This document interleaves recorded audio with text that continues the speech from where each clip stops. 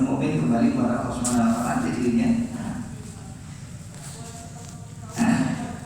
Satu, dia tidak takut akan hak-haknya dia, dan yang kedua dia tidak sedih dengan apa yang telah dia tinggalkan di dunia, karena dia akan bertemu dengan Allah Subhanahu wa taala.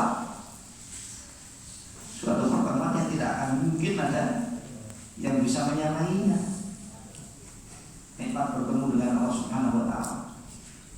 Sebesar apapun nikmat dan karunia yang ada tidak akan bisa mendekati nikmat bertemu dengan Allah Subhanahu wa taala. Baik. Dan seorang mukmin senantiasa rindu untuk bertemu dengan Allah Subhanahu wa taala. Seorang mukmin yang sejati ya, orang keimanannya, maka dia akan selalu mempersiapkan diri menjadi untuk bertemu dengan Tuhannya. Baik. Ayat ini yang sudah kita sebut di dalam pertemuan yang lalu, di pekan yang lalu. Subhanahu wa ta'ala amrul musyrikin bima taquya wa subja'una fihi ila Allah wa naqulu kullu nafsin ma kasabat wa hum la yuzlamun adalah merupakan ayat pamungkas, ayat penutupan Al-Quran Al-Karim. Dikatakan ayat ini turun 7 hari sebelum wafatnya Nabi SAW, atau 9 hari maksimal 21 hari.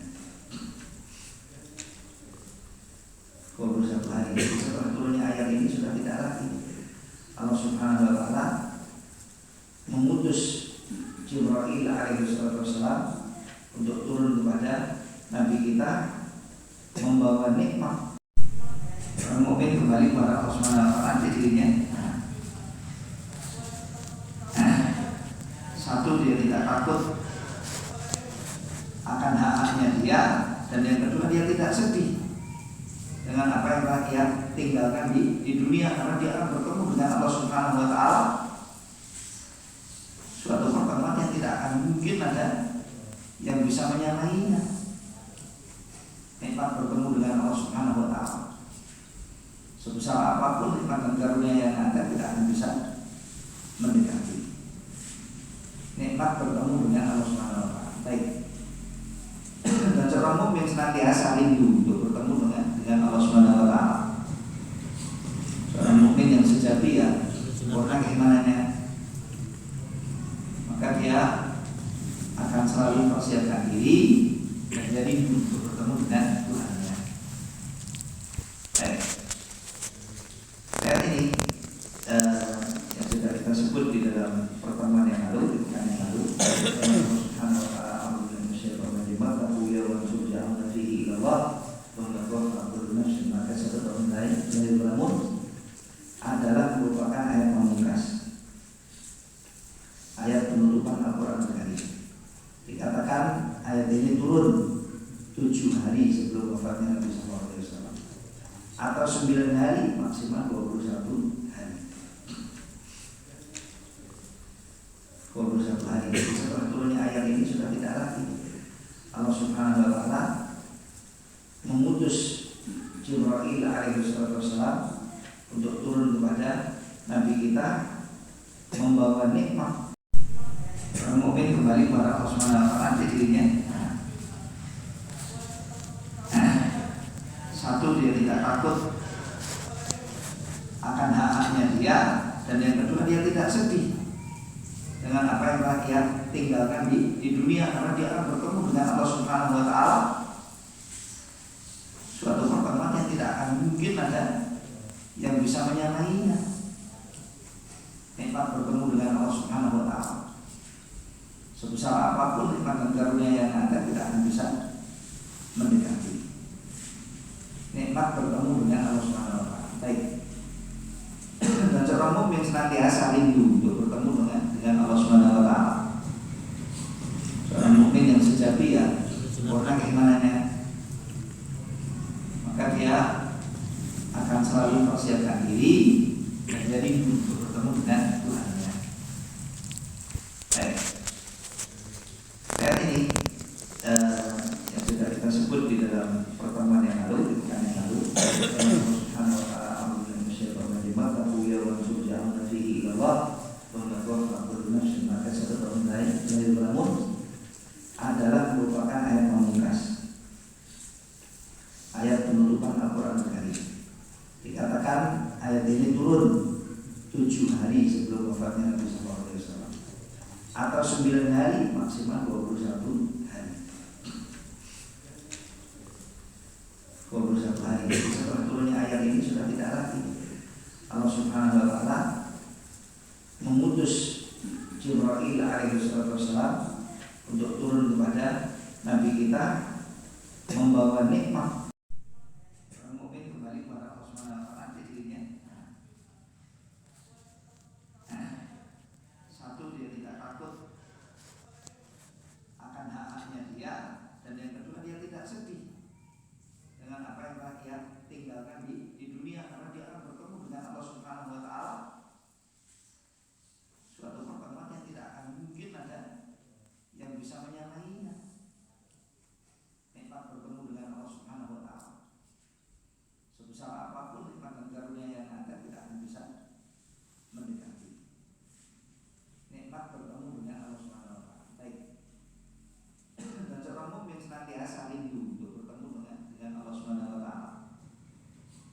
Seorang mukmin yang sejati ya, orang keimanannya, maka dia akan selalu mempersiapkan diri dan jadi untuk bertemu dengan Tuhannya. Baik. Ayat ini yang sudah kita sebut di dalam pertemuan yang lalu, di pekan yang lalu. Allah Subhanahu wa Ta'ala amrun musyrikin lima tahu yawan surja'una fihi ilallah wa nadhafa kullu nafsin ma kasabat wa hum la yuzlamun adalah merupakan ayat pamungkas, ayat penutupan Al-Quran Al-Karim. Dikatakan ayat ini turun 7 hari sebelum wafatnya Nabi SAW, atau 9 hari maksimal 21 hari. 21 hari. Setelah turunnya ayat ini sudah tidak lagi Allah Subhanahu wa Ta'ala mengutus Jibril alaihissalam untuk turun kepada Nabi kita membawa nikmat. Satu, dia tidak takut akan hak-haknya dia, dan yang kedua dia tidak sedih dengan apa yang telah dia tinggalkan di dunia, karena dia akan bertemu dengan Allah Subhanahu wa Ta'ala. Suatu pertemuan yang tidak akan mungkin ada yang bisa menyamainya. Nikmat bertemu dengan Allah Subhanahu wa Ta'ala. Sebesar apapun nikmat dan karunia yang ada tidak akan bisa mendekati nikmat bertemu dengan Allah Subhanahu wa Ta'ala. Baik. Dan seorang mukmin senantiasa rindu untuk bertemu dengan Allah Subhanahu wa Ta'ala. Seorang mukmin yang sejati ya, orang keimanannya, maka dia akan selalu mempersiapkan diri dan jadi untuk bertemu dengan Tuhannya. Baik.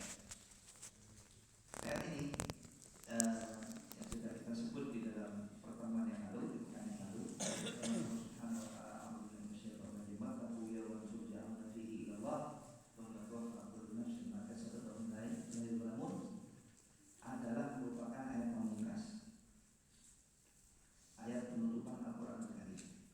Dikatakan ayat ini turun 7 hari sebelum wafatnya Nabi SAW, atau 9 hari maksimal 21 hari.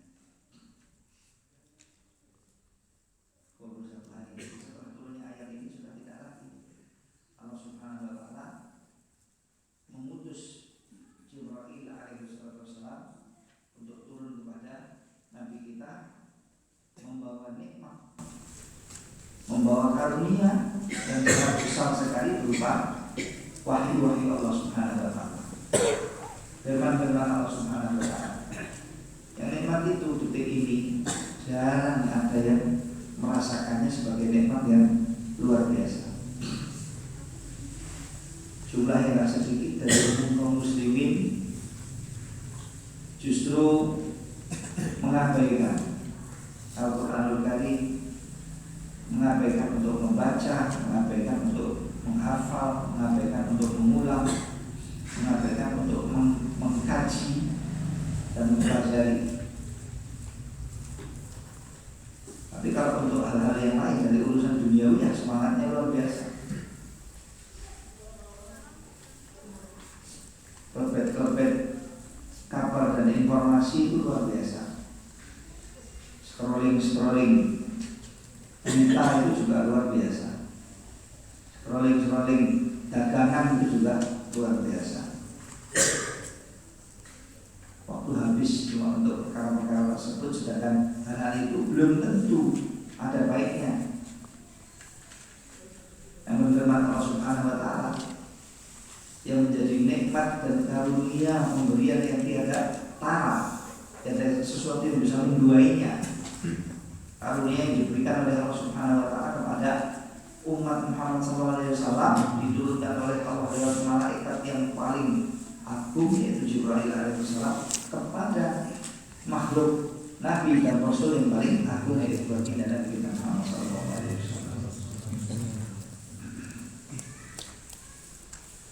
Jarang ada yang sadar kalau ini sebetulnya nikmat dan karunia yang besar sekali. Setelah turunnya ayat ini, sudah tidak ada lagi satu ayat pun dari Al-Quran Karim diturunkan oleh Allah Subhanahu wa Ta'ala. Minimal ayat halal dan haram. Minimal ayat halal dan haram. Karena seperti ulama mengatakan masih ada yang turun, namun kurang jelas. Ada yang mengatakan ayat yang terakhir turun adalah ayat yang turun di Arafah, yaitu al-yawma akmaltu lakum dinakum wa atmamtu alaikum ni'mati wa raditu lakumul Islam dinan. Namun ayat ini turun sekitar 81 hari sebelum wafatnya baginda Nabi Muhammad SAW. Sedang ayat 281 dari surat Al-Baqarah ini sebagian riwayat menyebut turunnya antara 7, 9 atau 21 hari sebelum wafatnya baginda Nabi Muhammad SAW. Namun itu sudah riwayat yang tidak kuat. Allah paham. Abdullah bin Abbas radhiyallahu ta'ala anhu itu menyebut secara pasti bahwasanya ayat ini adalah ayat pamungkas. Ayat ini adalah ayat penutupan yang kemudian tidak turun setelah ayat ini satu ayat pun dari Al-Quran Al-Karim kepada baginda Nabi kita Muhammad SAW. Penutupan itu mempunyai nilai dan harga keagungan tersendiri. Penutupan apa? Segalanya. Penutupan amal juga menjadi penentu. Sebagaimana sabda Nabi SAW, innamal a'malu bil khawatim. Hanya saja nilai amal itu pada penutupannya. Nilai amal letaknya pada penutupannya. Ya. Dan penutupan konklusi kadang-kadang membawa petunjuk global, petunjuk umum tentang apa yang ada pada ayat-ayat yang sebelumnya. Ayat yang pertama turun atas baginda Nabi Muhammad SAW yang masyhur di antara kita semua sudah kita ketahui, yaitu 5 ayat pada surat Al-Alaq. Bismillahirrahmanirrahim. Iqra' bismi rabbikal ladzi khalaq, khalaqal insana min 'alaq, iqra' rabbukal akram alladzi 'allama bil qalam 'allamal insana ma lam ya'lam. 5 rangkaian ayat yang turun sebagai ayat-ayat perdana kepada baginda Nabi Muhammad SAW, membuka kenabian dan kerasulan Nabi Muhammad SAW, dan merupakan ayat pembukaan aturan-aturan syariat din kepada umat Muhammad SAW dari sejak beliau yang pertama kali diutus oleh Allah Subhanahu wa Ta'ala menjadi Rasul dan Nabi umat ini sampai manusia yang terakhir nanti di hari kiamat. Dan tidak ada jumlah personil umat yang lebih banyak daripada umatnya Nabi kita Muhammad SAW. Kita yang paling banyak. Ya, kita yang paling banyak, maksudnya dari umat nabi manusia ya. Para nabi dari manusia.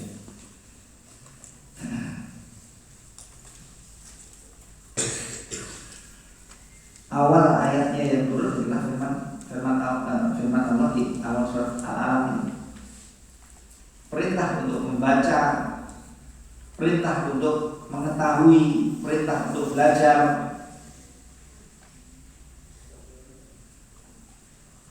Ayat yang mengajarkan kepada kita bahwasanya agama kita itu agama ilmi, agama ilmu, dan agama kita ini juga agama amali. Pemerintah kita untuk terus beramal, terus berbuat, beramal dan berbuat yang baik-baik dan menjauhi perkara-perkara yang buruk yang tidak bermanfaat bahkan bermudarat. Itulah agama kita. Terakhirnya ditutup oleh Allah Subhanahu wa taala dengan firman wattaqu dan bertakwalah kalian. Yauman, maksudnya takutlah kalian. Siagalah kalian, waspadalah kalian akan datang kepada kalian suatu hari di mana kalian bakal dikembalikan kepada Allah untuk dihisab. Untuk dihisab. Setelah itu akan diganjar, akan diberikan kepada kalian balasan-balasan kalian yang setimpal. Kalian tidak terzalimi sekecil apapun dengan apa-apapun yang telah kalian lakukan di dunia. Kalian diperintah untuk belajar, kemudian diperintah untuk beramal. Setelah itu kalian akan terhisab dengan amal-amal kalian. Makanya tidak benar orang muslim kok gak mau belajar, orang muslim kok gak mau ngerti yang benar, orang muslim kok acuh dengan ilmu. Gak benar. Gak mungkin dia akan bisa beramal kecuali dengan dasar ilmu. Ilmu lah yang akan mendidik, ilmu lah yang akan menghandle dia, dan yang akan mengarahkan dia kepada arah yang sempurna dan terbaik. Kalau ada muslim kok malas belajar, nah ini perlu ditandani. Tapi kalau ada muslim belajar bukan untuk beramal, itu lebih parah nih. Belajar tapi bukan untuk beramal, itu lebih parah. Mohon maaf, Bapak yang depannya kosong mohon maju. Jadi kalau yang depannya terlambat ya kalau Pak. Silakan yang depannya kosong mohon maju. Silakan maju Pak. Ya.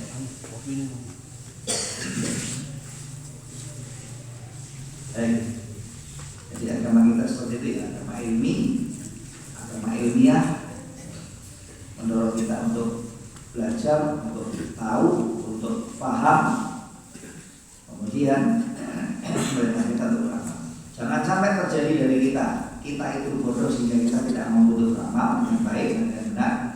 Dan jangan pula terjadi dari kita untuk kita itu serampangan dalam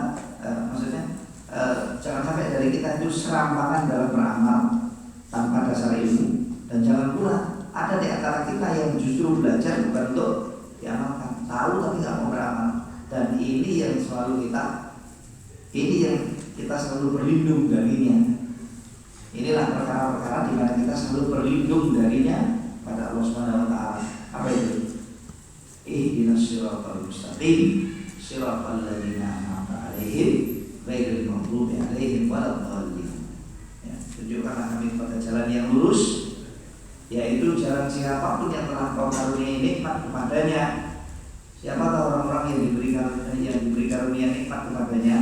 An-nabiyyi was-siddiqin, para nabi dan orang-orang yang jujur, wasyuhada dan para syuhada,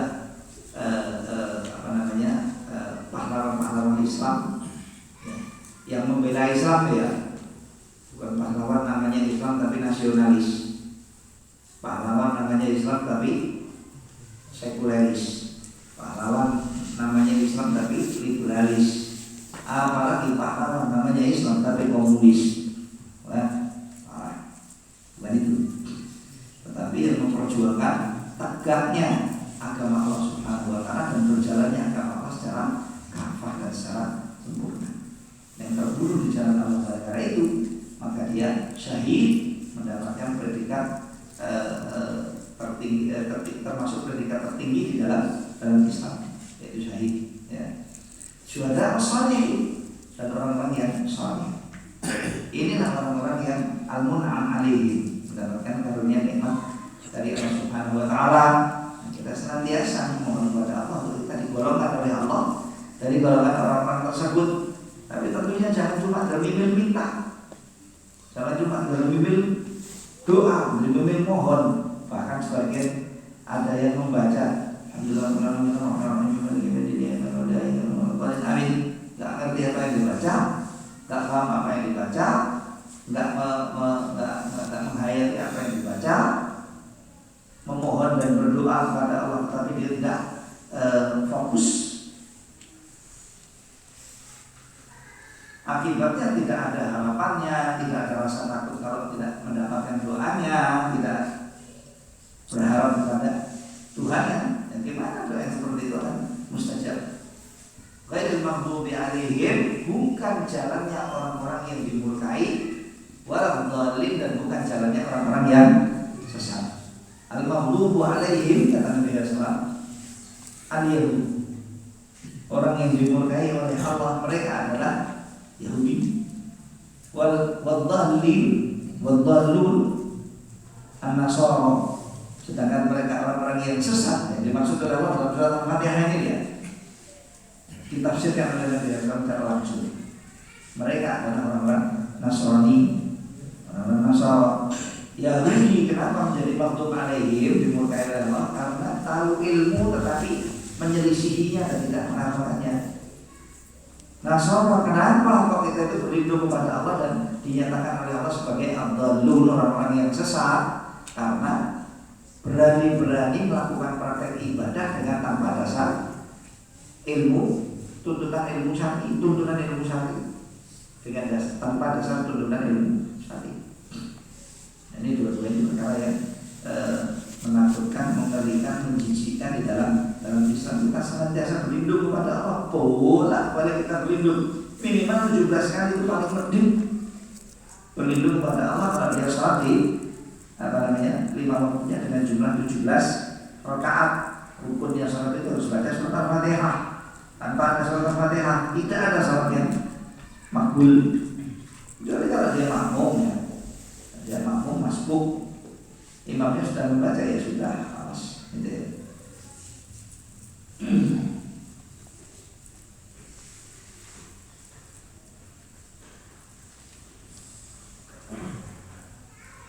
Ya, jadi 5 ayat pertama adalah ayat-ayat yang mendorong kita kepada ilmu dan juga sekian banyaknya aturan-aturan yang adil menghasut kita untuk kita menjadi orang-orang yang soleh dan orang-orang yang muslim, orang yang baik dan orang yang mengadakan perbaikan-perbaikan, ya, beriman kepada Allah, takwa kepada Allah, tidak menyia-nyiakan kesempatan hidupnya dan lain sebagainya.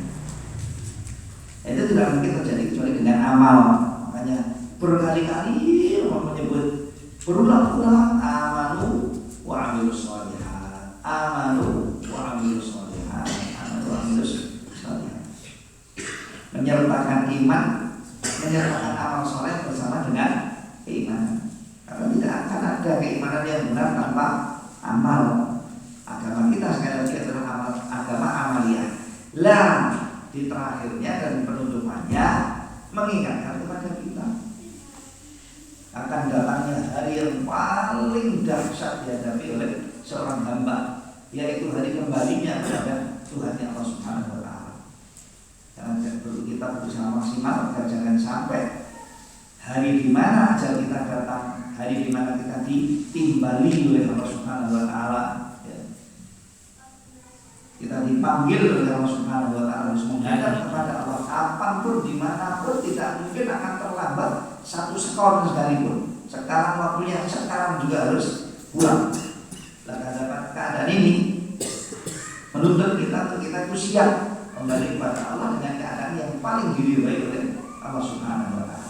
Ayat ini mengingatkan kita dengan ini. Wattaqu yawman turja'una fihi ila Allah, tsumma tuwaffa kullu nafsin ma kasabat wa hum la yuzlamun. Dijadikan penutupan Al-Qur'anul Karim dijadikan sebagai penutupan dan pamungkas Al-Quran yang setelah itu tidak ada ayat-ayat Al-Quran apapun turun kepada baginda Nabi kita Muhammad SAW. Maka penutupan Al-Quran dengan ayat ini, penutupan ini suatu penutupan yang agung, suatu penutupan yang besar sekali. Andai kata seorang mukmin itu selalu ingat bahwasanya dirinya bakal kembali kepada Allah Subhanahu wa taala, lalu akan dihisab oleh Allah Subhanahu wa taala dan diperhitungkan oleh Allah Subhanahu wa taala dengan rasa takut yang benar dan kuat, insya Allah rasa takutnya, keimanannya dengan hari tersebut dan rasa takutnya dan berharapnya kepada Allah Subhanahu wa taala akan membuahkan kebaikan-kebaikan pada dirinya. Kalau tidak mendorong bagi dirinya untuk beramal soleh sebagai bekal menghadap Allah, maka minimal dia tidak akan jatuh kepada maksiat dan dosa. Tapi kalau yang terjadi malah sebaliknya, muslim mukmin doyan ini maksiat, padahal dia diberi oleh Allah Subhanahu wa taala hati sanubari cuma satu untuk berpikir, yang ada di balik dadanya cuma satu. Dan hati sanubari tetap berpikir itu tidak akan mungkin bisa berpikir dalam satu waktu untuk dua hal yang berbeda. Kalau dia sedang sibuk dengan maksiat, gak mungkin dia bisa sibuk dalam waktu yang sama dengan taat. Sebaliknya, kalau hati itu sedang berpikir dan bekerja untuk taat kepada Allah, maka niscaya dia tidak akan mampu dia tidak akan bisa untuk kosong dia nggak bisa, karena dipakai sibuk untuk zikir kepada Allah, wirid kepada Allah, ingat kepada Allah, beramal untuk mencari ridho Allah dan lain sebagainya dalam waktu yang sama. Untuk dia itu menjadi hati yang lalai dari Allah itu nggak bisa, apalagi sampai jatuh kepada maksiat. Ma ja'alallahu li rajulin min qalbayni fi jawfi. Allah tidak menjadikan bagi seseorang itu dua buah hati di dalam maksudnya di balik dadanya. Ya. Hati kita cuma satu. Dalam rongganya itu kita cuma ada satu hati. Makanya kalau nggak digunakan untuk yang baik-baik, jangan-jangan nanti dia nganggur. Nganggurnya itu kerugian. Nganggur itu sudah rugi. Nganggur dari pikir itu rugi. Nganggur dari berpikir dan bekerja untuk yang baik-baik itu rugi. Apalagi kalau kemudian hati sanubari tetap berpikir ini sibuk dengan maksiat. Alhamdulillah. Terus saya ingatkan diri saya dan semuanya, jangan lupa kalau kita itu sekarang berada di zaman fitnah. Ya. Saya tadi mendengar ada kiriman dari teman-teman Syekh Sabah Badri yang mengatakan, menyebut dengan penuh kesedihan asa dalam diri, sedih sekali anak-anak muda di zaman ini, di zaman yang penuh cobaan dan fitnah, penuh cobaan keimanan yang akan menggoyahkan iman seorang mukmin, Islam seorang mukmin segoyang-goyangnya, bahkan bisa merontokkan keimanannya dan bahkan bisa merontokkan zahir imannya, yaitu keislamannya. Mengapa Islam itu bisa muncul dari seorang muslim? Hati-hati dari dahsyatnya fitnah, baik itu fitnah-fitnah syubhat maupun fitnah syahwat. Kata beliau, anak-anak muda hari ini sangat butuh untuk terbimbing dan terdidik, karena mereka hidup di zaman fitnah. Dan cobaan-cobaan yang ada pada hari-hari ini, kata beliau ya, saya kira tidak lebih dahsyat daripada dulu di zaman Nabi SAW. Bersama Nabi di Madinah ya, maksudnya setelah ada negara Islam Madinah yang didirikan oleh baginda Rasulullah SAW. Begitu juga mungkin turun di zaman-zaman keemasan Islam, itu cobaan-cobaan atas kaum muslimin itu minim, nggak seberat di zaman fitnah. Satu, cobaannya di zaman fitnah itu dahsyat. Kedua, keimanan di zaman fitnah tipis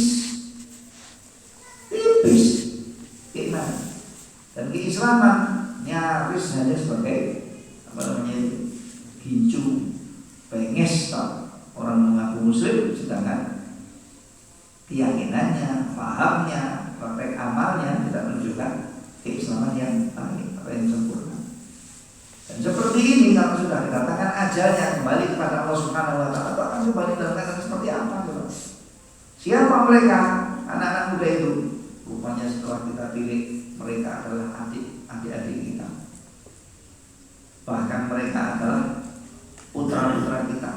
Mereka putri-putri kita. Mereka cucu-cucu kita. Atau mereka cici-cici kita. Atau mereka siapa yang kita didik bersama kita.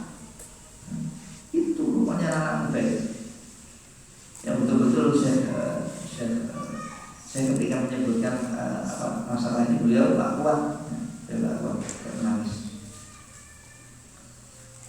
Allah yang nasihat ya Allah.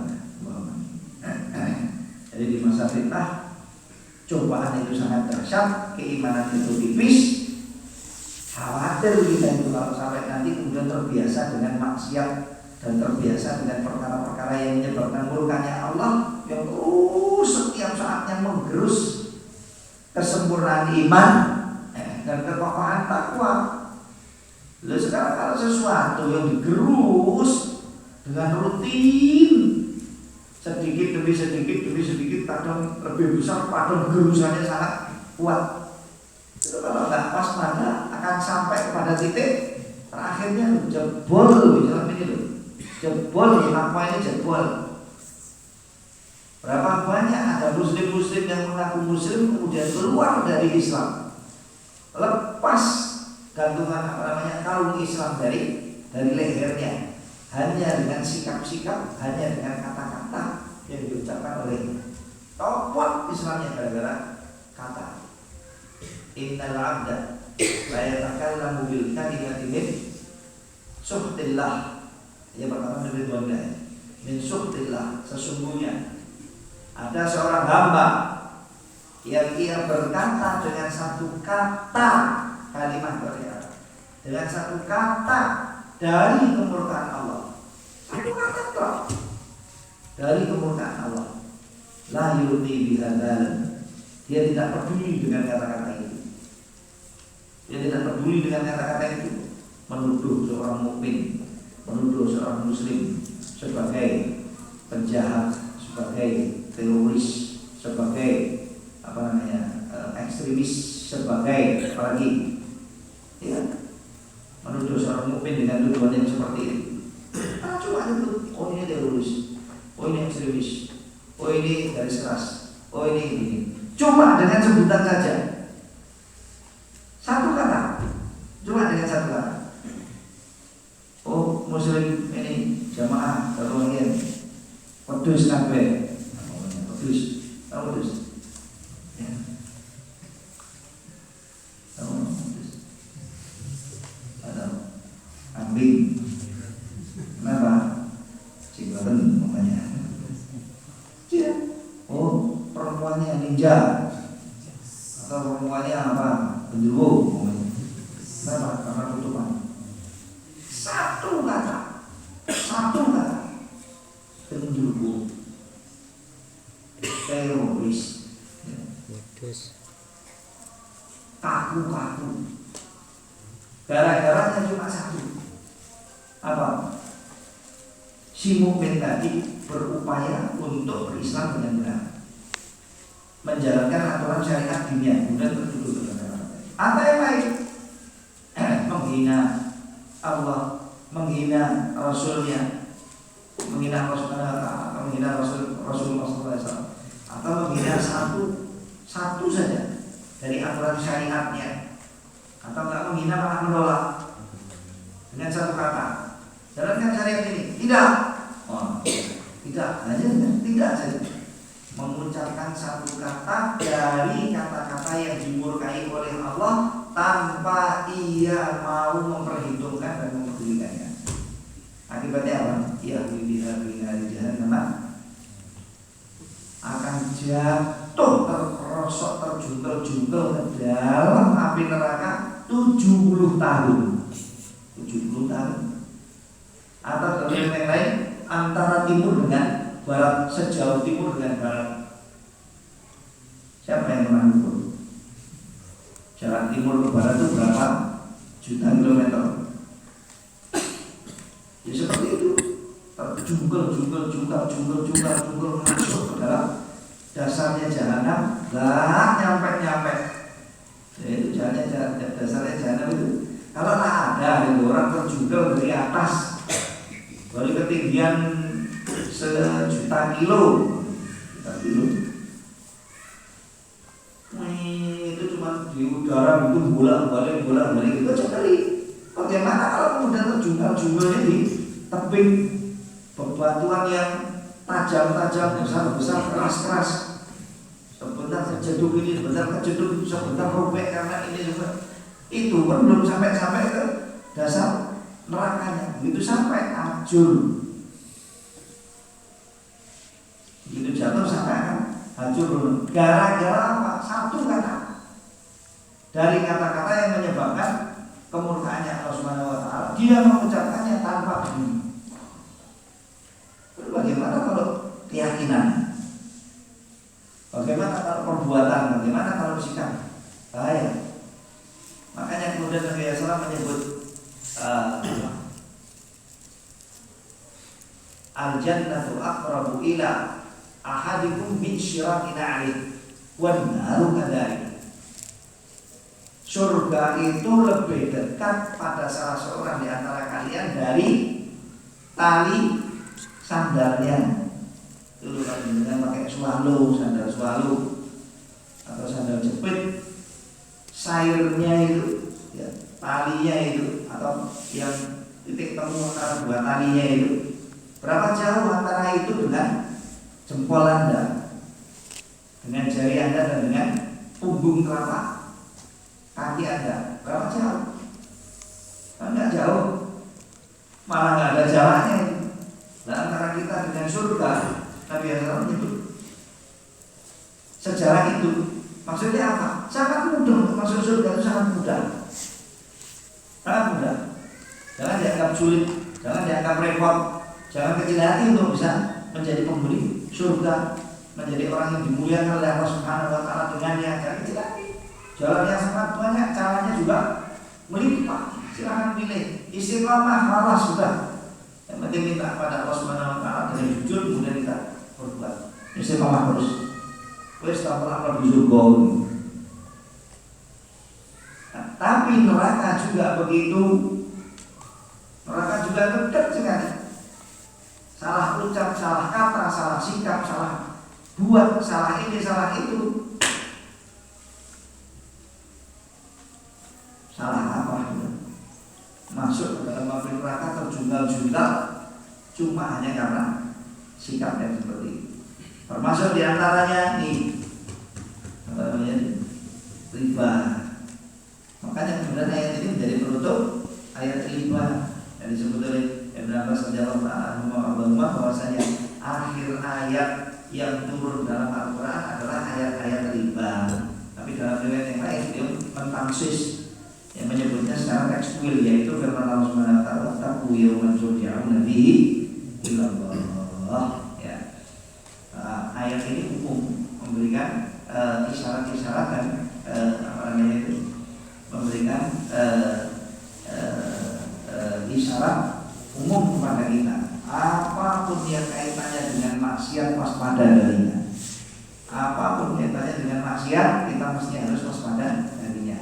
Tetapi yang tidak ada di antara kita itu yang bisa melepaskan diri untuk atau menjamin dan memastikan kalau dirinya itu tidak terjerembab dalam dosa.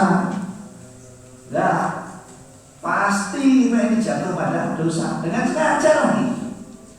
Nyata-nyata, ya lihat lagi, ingat ya berbuat dosa itu kan ingat, saya ini mukmin, saya ini muslim, ya Allah, ya Pak, maksiat seperti dia. Maksiat kata, maksiat dengar, maksiat lihat, maksiat jari, maksiat tangan, maksiat perut, maksiat bahkan farji. Ya itu ingat kalau dirinya itu sedang berbuat maksiat gitu. Ini mesti tetap mending. Ya tidak ada kata mending, jadi dosa mending. Ada pentingnya. Pokoknya itu salah. Berbuat maksiat itu tidak ada pembenarnya sama sekali di kita. Tapi siapa di antara kita itu yang bisa terlepas dari kesalahan dan dosa? Ada. Terus gimana? Satu, mohon kepada Allah yang anak dan taufik untuk yang terbaik. Dan yang kedua, kita berusaha maksimal, berusaha menjauhi maksiat-maksiat itu dengan semaksimal mungkin. Dan caranya sekian banyak. Pintu yang paling penting setelah berdoa kepada Allah Subhanahu wa taala adalah mempelajari aturan syariat dinnya Allah Subhanahu wa taala. Tapi kalau ada orang yang masih kolom dan tidak jelas baginya tentang hukum riba, ini sing parah itu. Hukum riba sejelas ini, ayat-ayat riba sebanyak ini dan seterang ini dan sejelas ini. Belum lagi kemudian di sana ada riwayat-riwayat hadis yang banyak menerangkan kepada kita bahwasanya riba itu haram sedikitnya apalagi banyaknya. Malah ada yang mengatakan dan menyatakan sesungguhnya Allah ahallallahu al-bai'a wa harrama riba. Allah menghalalkan sebaliknya innamal bai'u mithlu riba, menyatakan bahwasanya jual beli itu semisal dengan atau semisal dan sama dengan atau mirip dengan riba. Ya. Nah, ini pernyataan yang apa ngawur. Wallah. Jadi ayat ini ayat pamungkas penutup dari Al-Quran. Jadi meskipun posisinya ayat ini bukan di surat yang terakhir, gitu ya. Tidak diletakkan oleh Allah Subhanahu wa taala di surat yang terakhir. Dan ayat ini bukan ayat penutupannya surat Al-Baqarah juga, gitu ya. Surat Al-Baqarah adalah ayat yang surat yang terpanjang ayat-ayatnya, maksudnya jumlah ayatnya. Nah, letaknya di bagian-bagian terakhir dari surat Al-Baqarah. Karena ayat ini terkait secara langsung dengan ayat riba. Wallahu a'lam.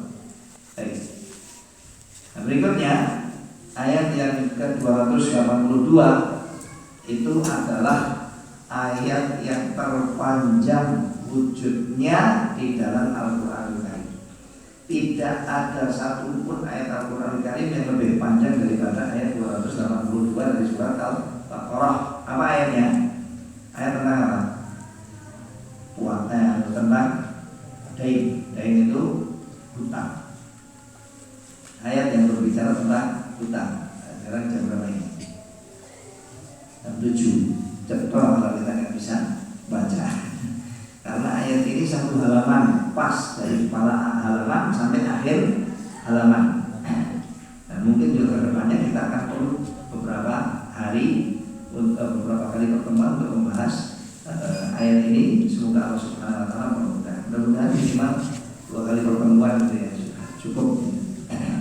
Tapi ajib ini kalau bisa 2 kali pertemuan selesai 1 lembar ya.